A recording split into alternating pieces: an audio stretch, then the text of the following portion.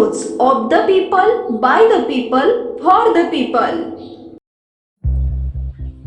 लाडक्या दिव्यांग भावा बहिणींना ओम फाउंडेशनच्या मदतीचा हात, बालाजी मूक बधीर व मतिमंद शाळेत शैक्षणिक साहित्य वाटप। ओम फाउंडेशनच्या माध्यमातून लाडक्या दिव्यांग विद्यार्थी भावा बहिणींना सक्षम करण्यासाठी यापुढील आयुष्य वेचणार असल्याचं मत ओम फाउंडेशनचे संस्थापक अध्यक्ष आनंद गोस्की यांनी व्यक्त केले।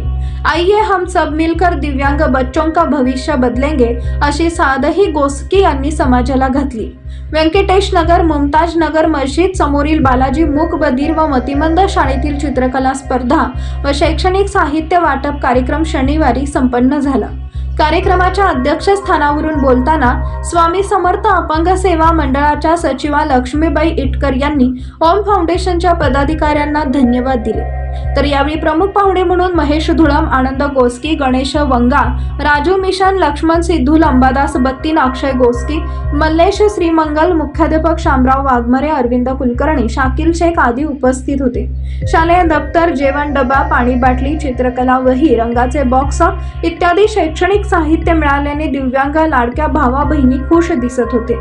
कार्यक्रमाचे सूत्रसंचालन भगवान चौगुले तर आभार शामराव वाघमारे यांनी मानले। कार्यक्रम यशस्वी करण्यासाठी बालाजी दिकोंडा, सुरेश इटकर, इक्बाल जमादार, विजय साळुंखे यांनी परिश्रम घेतले। पीपल न्यूज पाहण्यासाठी चॅनलला सबस्क्राइब करा व बेल आयकॉनला प्रेस करा।